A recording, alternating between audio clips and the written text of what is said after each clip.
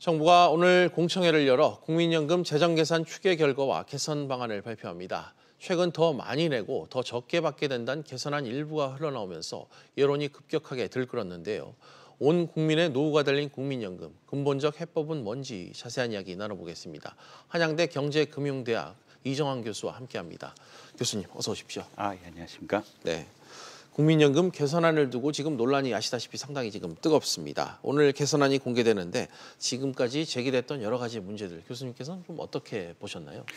사실 근본적으로 이 문제의 시작은 과거 연금 제도가 국민연금 제도가 예전 그러니까 우리나라 인구 성장이나 어떤 경제 환경을 제대로 반영 못한 상태에서 미래 어떻게 될 것인지 반영 못한 상태에서 세워진 것이기 때문에 사실 그렇다고 얘기할 수 있겠죠.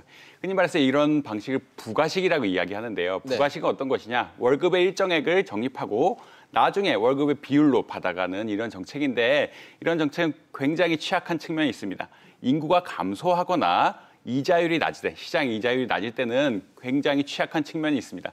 사실 연금 제도를 설계하던 1980년대에는 이자율도 높고 인구도 많이 늘어나고 이렇기 때문에 사실 부가식이 바람직하지 않았냐라고 생각해서 시작할 때 부가식으로 했는지 모르겠는데 이제 이 문제가 경제가 굉장히 바뀌면서 두 번의 경제 위기를 겪고 많이 바뀌면서 오히려 문제점들이 많이 드러난 상황이라 적극적 개혁이 요구되는 상황이라고 할 수 있겠습니다. 네.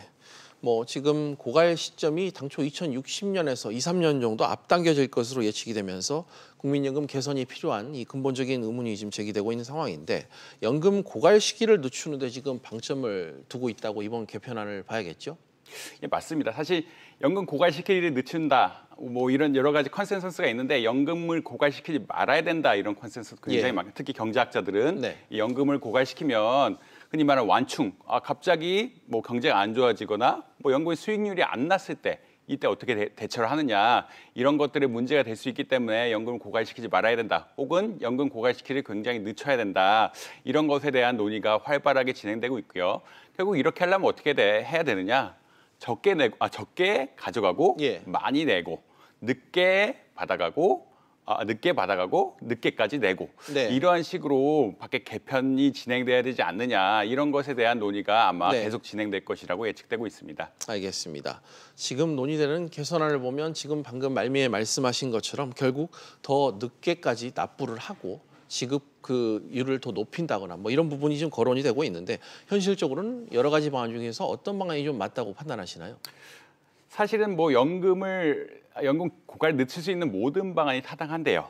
근데 나이를 늦추는 것보다는 여전히 소득 대체율을 낮추고 흔히 말하는 받아가는 비율을 낮추고 보험료를 높이는 것이 장기적으로는 연금 기금의 안정성을 보장하는 데 가장 좋은 방법이 아니냐. 왜냐하면은 결국 사람들이 노령화 사회가 되고 의학 기술이 발전되면서 결국 사람들이 평균 수명이 굉장히 늘어나게 될 것이고요. 그래서 늦게까지 내고 늦게 받아가는 거는 그 효과가 어떻게 보면은 상당히 약화될 것이다. 그러나 이제 소득에서 비율상 지금 13%까지 혹은 11%, 13% 얘기가 나오는데 소득에서 비율상 보험료를 높이고 받아가는 비율도 40%보다 더 낮게끔 이렇게 하게끔 되면은 장기적으로는 결국 많이 내고 조금 받아가는 구조가 되기 때문에 연금의 보전 혹은 연금의 고갈 시기를 늦추는 데는 가장 효율적인 방법이라고 할 수 있겠습니다. 알겠습니다. 아무래도 국민연금은 전 국민의 노후가 달린 문제이기 때문에 예민할 수밖에 없는 구조 같습니다. 국민연금법에 따라 지금 5년마다 재정 추계가 이루어지고 있는데 이번이 지금 4차 추계로 지금 알려져 있잖아요. 지금까지 국민연금 개선 과정이 좀 어땠는지 좀 짚어주시죠. 사실 국민연금 1988년에 생겼고요. 그다음에 이제 1999년도 김대중 정권 때 한번 그 보험 요율하고 소득 대체율을 조정을 했습니다. 근데 그 이후에 이제 아까 말씀하신 건 2003년부터 다시 이제 추계를 하기 시작했는데 2004년에 추계를 해보니까 고갈 시기가 2047년으로 나와서 이렇게 되면 안 되겠다. 그 2007년쯤에 제가 알기로는 그 소득 대체율을 높이는 오히려 소득 대체율을 낮추는 이런 정책을 썼고요. 근데 그 다음번 2008년하고 2013년에 뭘 하려고 했는데 결국은 다 알죠. 그게 이제 그래도 여전히 바꿔도 이게 2060년에는 고갈될 거다라는 걸 다 알고 있었는데 그 고갈되는 걸 다 알지만 그럼에도 불구하고 여러 가지 정책적인 논의, 이게 굉장히 결국은 세금을 많이, 어떻게 보면 일종의 돈을 많이 내고 예. 나중에 받아가라, 아니 조금 받아가라 이런 것이니까 굉장히 표에 민감한 것이고요. 결국은 2008년 두 번의 2차, 3차에서는 고쳐지지 않았죠.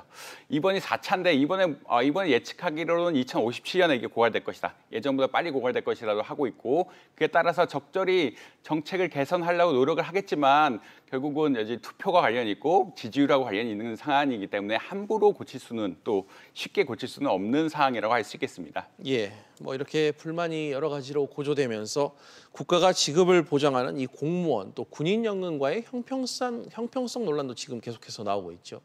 예, 공무원과 국민연금 형평성 문제는 두 가지죠.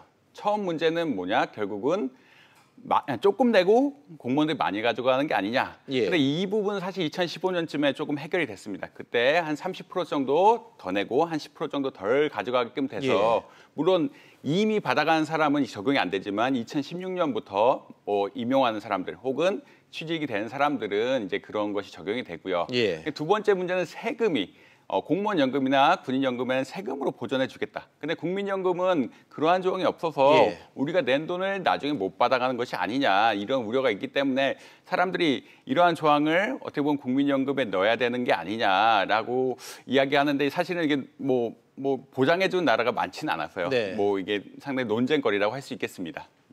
알겠습니다.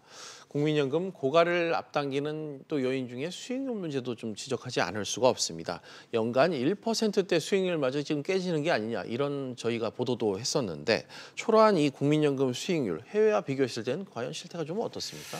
사실 이게 국민연금의 자금 투자가 어떻게 되냐면 주식의 네. 40%, 한 채권의 40%, 그다음에 뭐 대체 투자 뭐 이런 거에서 한 20% 조금 안 되는데, 올해 주식시장이 전 세계적으로 안 좋죠. 국내에 예. 한 20 몇 프로, 뭐 해외에 10 몇 프로 이 정도 돼 있는데, 네. 전반적으로 주식시장이 안 좋습니다. 마이너스가 많이 나와서 사실은 손실이 나는데, 작년에는 오히려 굉장히 수익률이 좋았죠. 작년에 한 7% 이상. 왜냐하면 네. 전 세계 시장이 화랑이었으니까 7% 정도 나왔는데, 올해 자체만 놓고 보면은 뭐 주식시장하고 비교해서는 뭐 그리 나쁜 것은 아니다. 주식시장이 사실 마이너스를 예. 찍고 있기 때문에 한국 주식을 많이 갖고 있고요. 그렇다고 해서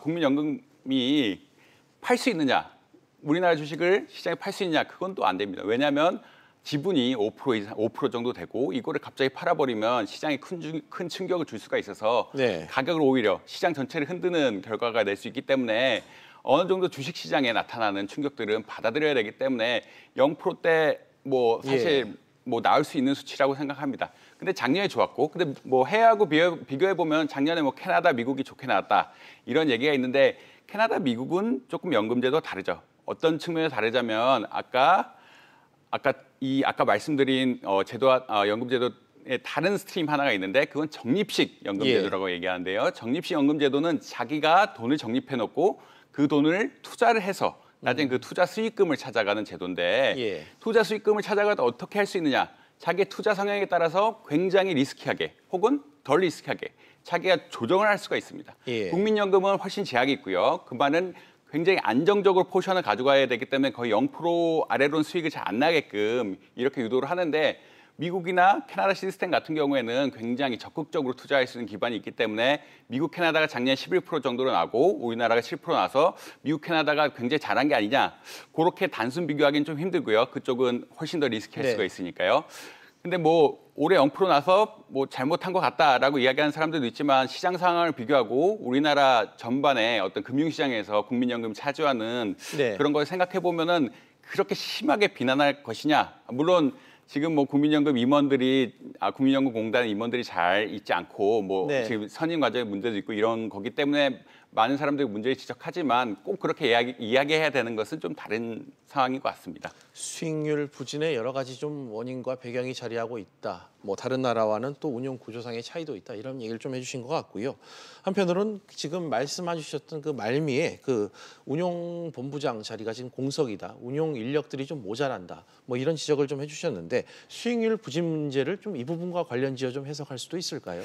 이게 물론 있겠죠. 이게 네. 당연히 관련된 문제일 것입니다. 왜냐하면 이렇게 상황이 바뀌면 오히려 기민하게 아까 말한 주식 같은 것 중에서 조금 더 리스키한 것을 많이 네. 팔고 덜 리스키한 걸 사서 적절하게 유지를 했다면 수익률보다 좋게끔 가져갈 수는 있겠지만요.